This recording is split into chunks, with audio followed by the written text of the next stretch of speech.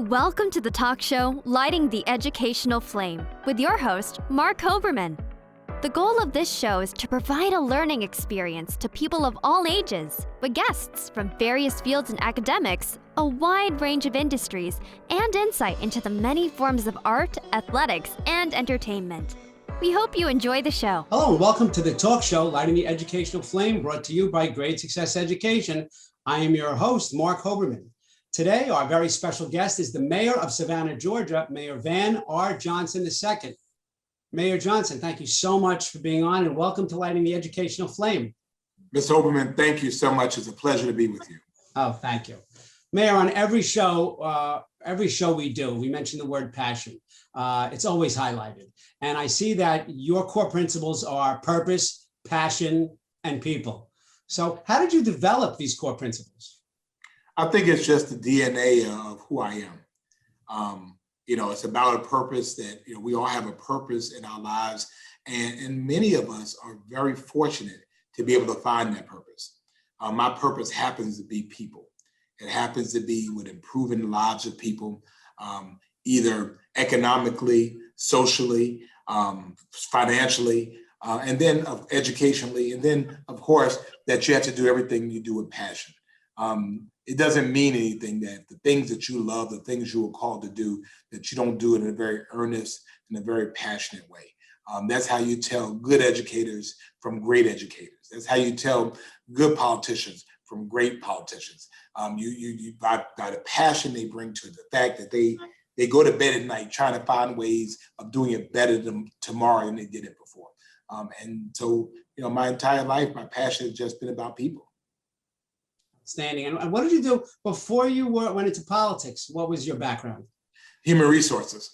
Well, that's a good connection. Right. I was in law enforcement, and then in human resources, I was the assistant director of human resources for the county government here. And so I retired from doing that. So again, people, about helping people, in this case, doing employee relations and training, helping people be better, helping them to do better, helping them to resolve their issues. So again, I've been fortunate in my life through law enforcement, through education, through my employment, to be able to help people. And so I'm very passionate about it. And I think the thing about purpose is that it always seems to find you. Oh, yeah. Even if you're not looking for it, it finds you. And so I've been blessed to have these opportunities open up for me. That's great. And it's great that you had that background. It really connects to what you do. But I have to tell you, it's rare that I get to interview a fellow New Yorker, former New Yorker, especially one who attended the New York City school system where I taught for 8 years. 8 years of my 33 years as a teacher before I retired was spent in the Bronx, New York. So it begs the question, how did a Brooklyn guy end up in Georgia? Well, I am a total public school guy, never rode a school bus as a tribute to the New York City school system. I mean, in middle school, I was riding the trains to school. In high school, I rode 2 buses to school, city buses, and graduated from the Great Erasmus Hall High School in Brooklyn, which was the oldest high school, I believe, at the time in North America. Founded by the Dutch many years ago. And so my father is from this area, from Savannah. And when I graduated from high school at 16 years old, I was too young to do the things I wanted to do. And my parents said, well, you can go to school here, or you can go to Savannah where your grandmother is. So I went to Savannah, and it was one of those pivotal moments in my life that kind of changed the trajectory of where I am today. Wow, quite a journey, quite a difference, Brooklyn, Savannah, Georgia. So very interesting. Did your grandmother have a big influence on you? Absolutely. We used to get shipped down to Savannah on the summers. My mother and father wanted to get us out of Brooklyn. And so we would come to Savannah, and we would spend the entire summer connecting with our Southern family, spending time with my grandmother. And I just never thought I could ever live in Savannah. I mean, it was just too hot. I mean, we would be inside all day long until about 6:30. We would come outside and play for about 2 to 3 hours. And that was really the length of our day. I just felt it was too hot. But connecting with my family here, and then of course coming back to college and living with her, about some years before her passing. I mean, yeah, I think it was a huge influence on me. Wow. Excellent. Yeah, I mean, I lived in Florida for 2 years, and the difference in heat. No, in the summer it's hot wherever you are, and Right. depending. But that summer, I once put a cassette tape. If anyone out there remembers what that is, I had a cassette tape on top of the dashboard. Came back 2 hours later, it melted into the top of the dashboard. So I got that. So it's interesting that you never saw yourself there, let alone. I'm sure you never saw yourself living there as a leader in the community, leading the community. That's a big jump. No, I mean, I might have fancied myself at one point, maybe being on the city council in New York or doing something political on the school board or something like that. Never anything like this. And again, your life has a blueprint, and doors open, and you follow your purpose, you follow your passion, and it leads you where you are. So, I'm a recovering New Yorker. New York will always be in my heart. It's where my parents and my family are. But I'm a Savannah, proud of it. Gotcha. I'm sure you turn into a New Yorker, like if you try to get into a spot and someone else cuts you off, you go from Savannah to Brooklyn. Yeah. To 6th. Yeah. Well, I kept some things. I mean, I'm still a Yankees fan. Great. Not really happy about it this year, but I'm a Yankees fan, a Giants fan, a Knicks fan. Sure.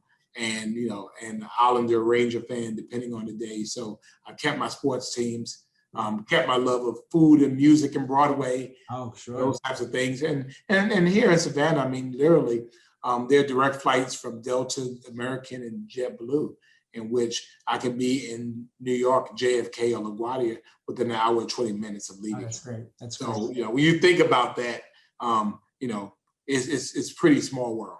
Absolutely.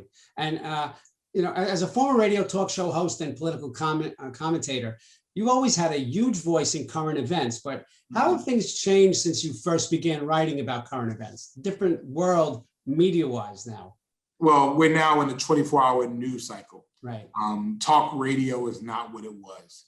At one point, I'm not sure that my radio show would have survived on radio now, because you're talking about things, once every week, and so much happens within the day that social media is much faster at putting it out, and so it's changed. But I still enjoy a good radio talk show. I think it brings some nostalgic and then some ideas that you can bring to bear.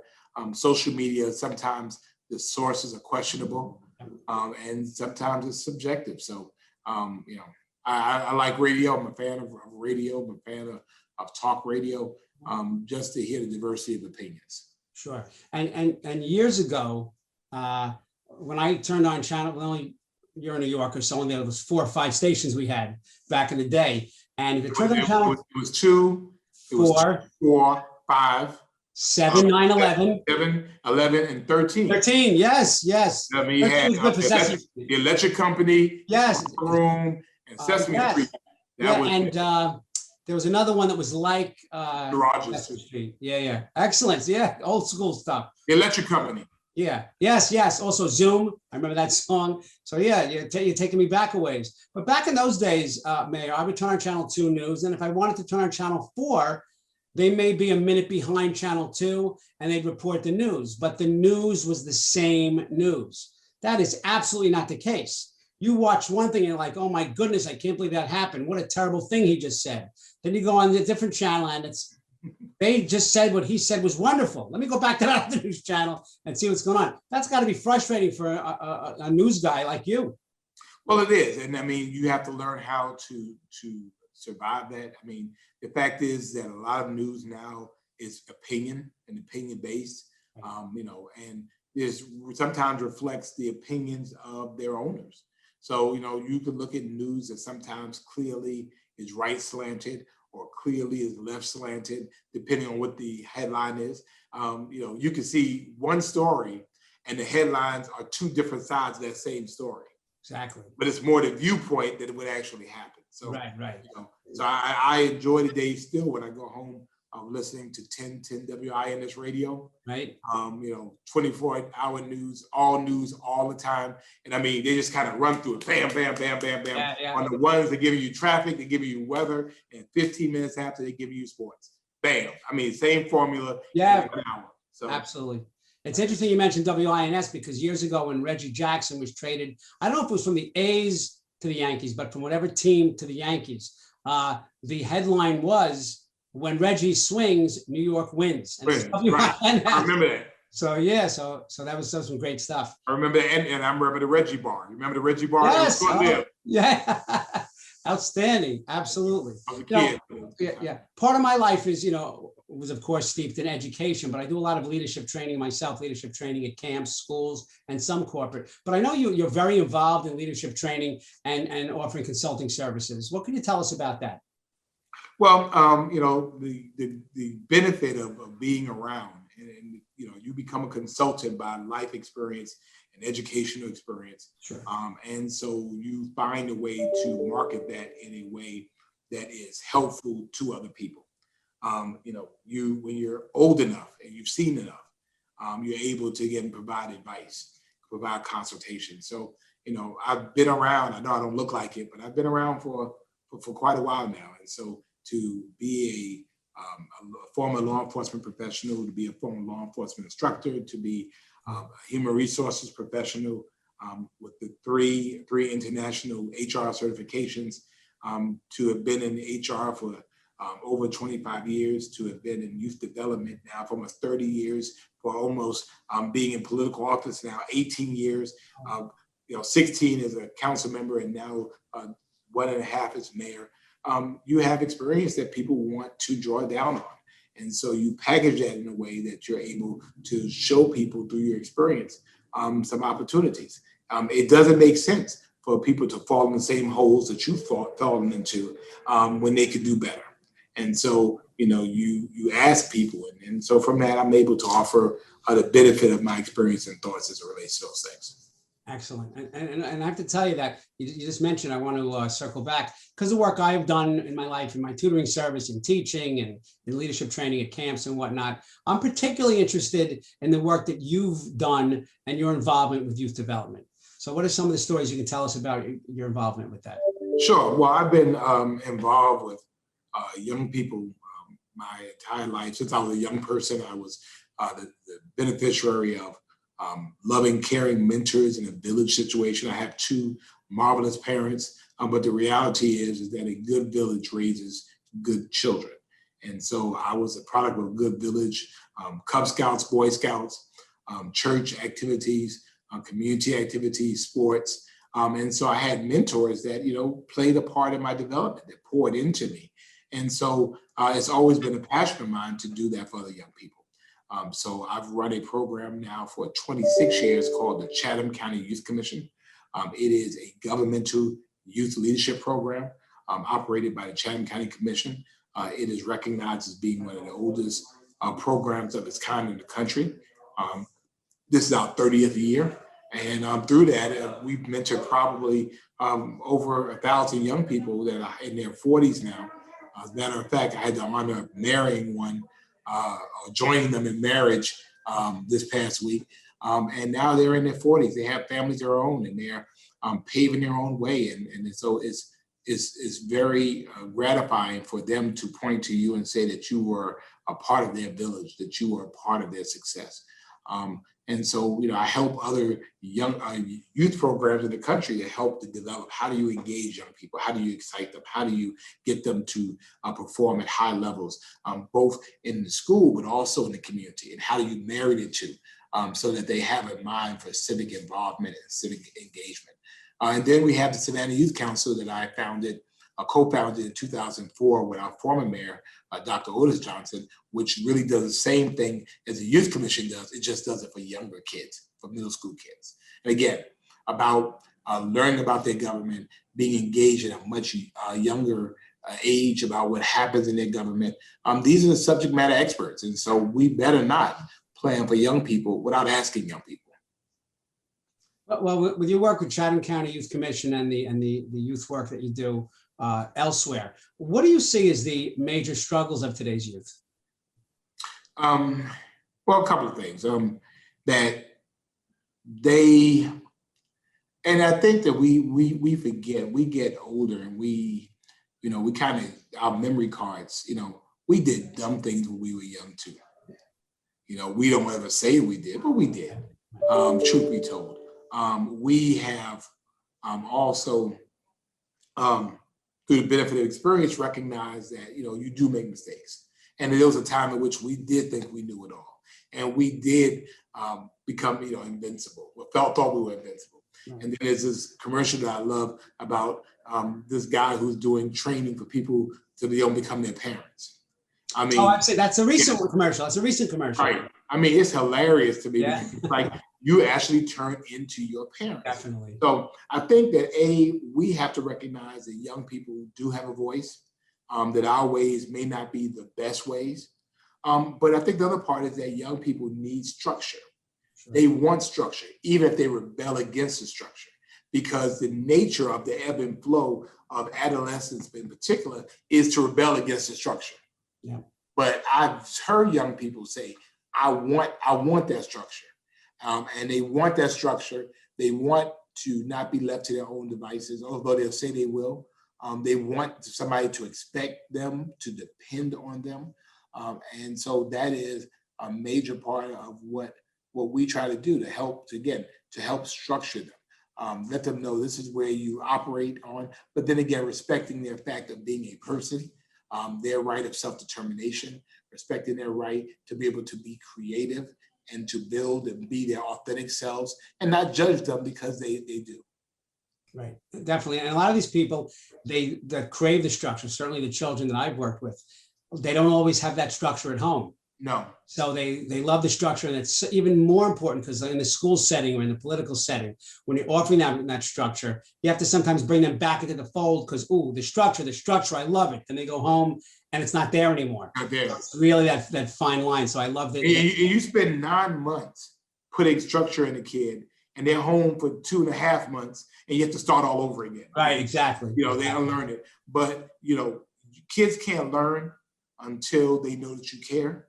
And kids can't learn until you provide a structured environment for them to learn. Absolutely. So true. So true. When we talk about your position as mayor, what a year and a half, never before seen in anybody's lifetime. Right. How did your leadership help the people of Savannah cope with the struggles of the pandemic? Well, again, I think that first of all, as a person of faith, I recognize that my steps were divinely ordered. I could not have thought about it by myself. Here I was 16 years on council, only 2 months as mayor before COVID-19 hit our community. And so I'm looking in the big mayor book that they have. Not there. Well, it's just like the big parent book, but there's a big mayor book, and I'm looking through it saying, all right, let's see. All right, hurricanes, no. Demonstrations, no. Looking for worldwide pandemic, and there's nothing there. And so my North Star was always people. And so the health and safety of people. Now, again, sometimes that put us against our own state government. But we were determined that we were going to keep people center. The health and safety of people were going to be more important. And that if we had safe people built and maintained safe businesses, not the other way around. And so our state at the time was, well, we want to be the #1 state in which to do business. And we're saying, no, we want to be the #1 state in which to live. Right. If you're the #1 state in which to live, that builds strong businesses. So it's always been about that. When we shut the city down, when we canceled the big St. Patrick's Day parade here, which, everybody comes from across the country, the second largest in the nation. When we entered into the first mandatory mask mandate in the country, in the state, and faced the governor putting a lawsuit on us. He did eventually sue Atlanta. Again, it was always about people.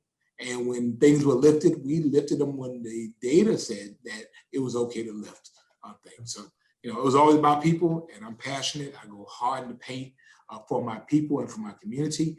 And I'm going to protect Savannah against all enemies, foreign and domestic. Right. Outstanding. And talking about enemies and pandemics, we could argue that this was also a type of pandemic. What was was it palpable in your area after the murder of George Floyd? And I feel that the young people suffered the most because a lot of times the teachers are like in loco parenti, they are the parents and help them. But this was the first time in history that I can kind of remember where something this tragic occurred and they couldn't go into schools and be with those all important teachers. So I thought that was a tragedy on so many levels.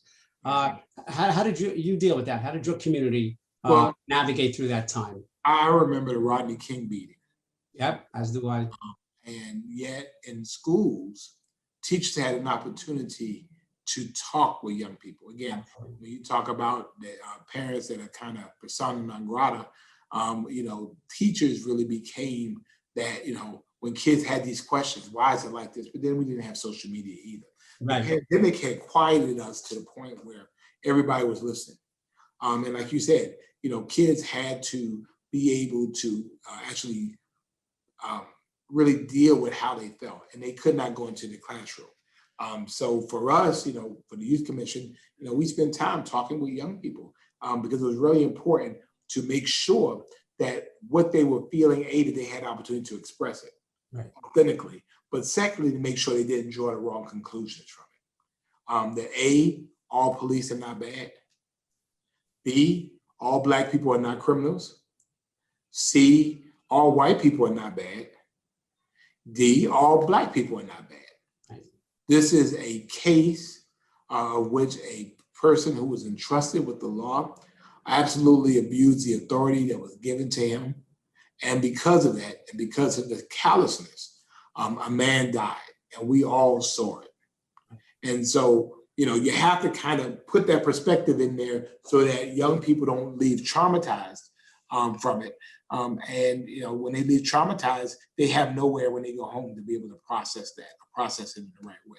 And so feelings come from it that they are not able to reconcile. Absolutely. And I have to say that throughout my lifetime and career, and yours too, we've seen many, many, many protests, but I'll tell you what I was encouraged by. I have never seen protests with such a variety of people.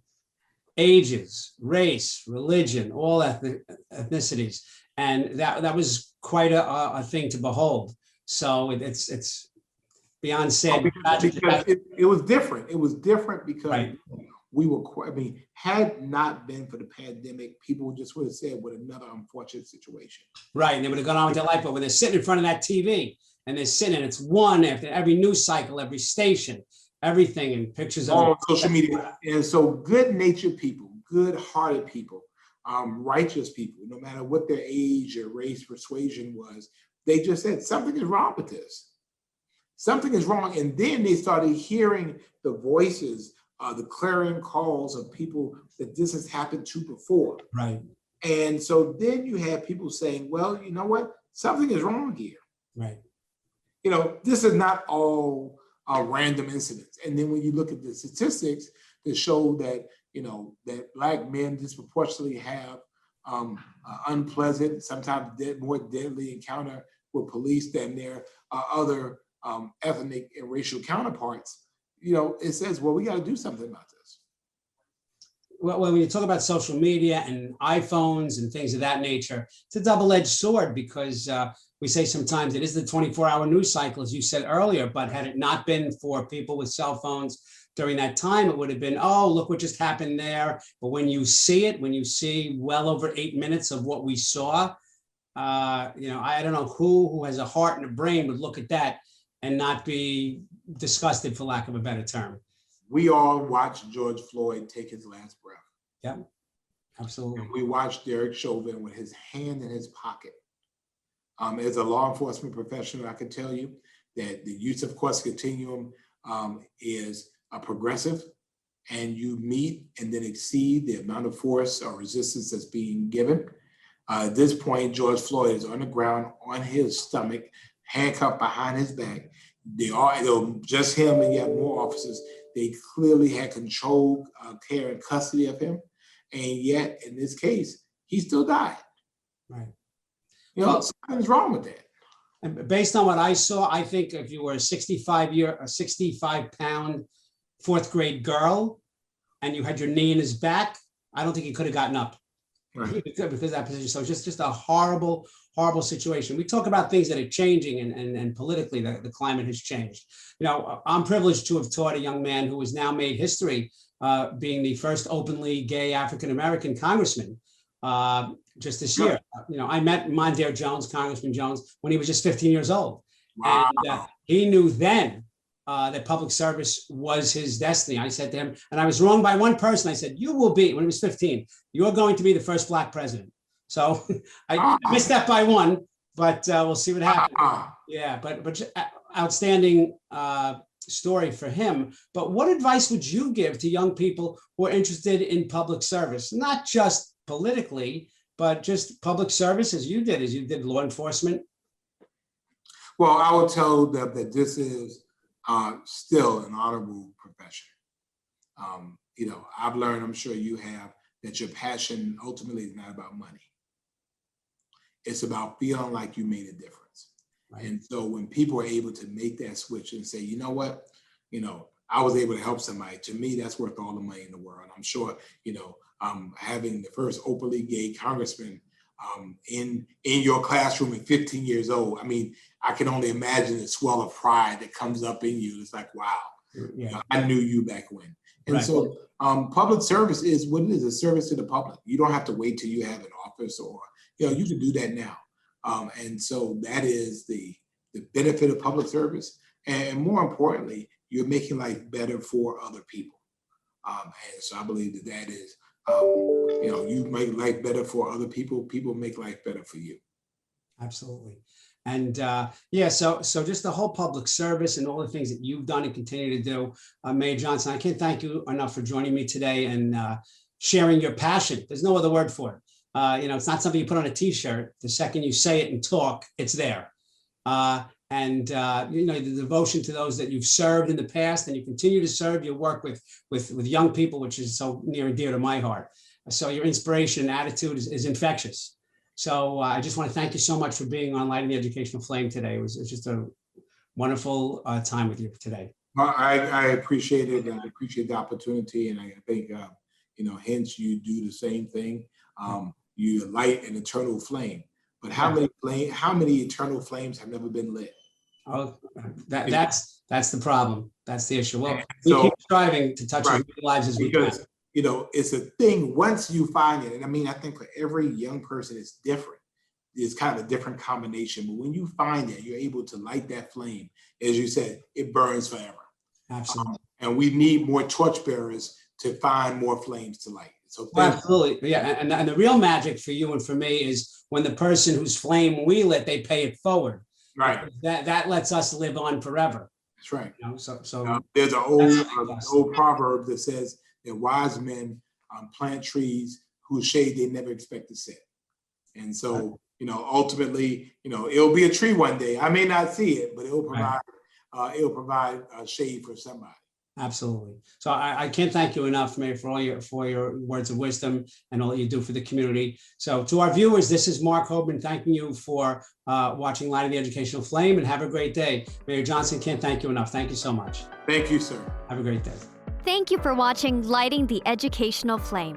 To contact Mark Hoberman, email him at info@gradesuccess.com or visit him on social media through Facebook, Twitter, Instagram, and LinkedIn. Thank you for watching Lighting the Educational Flame.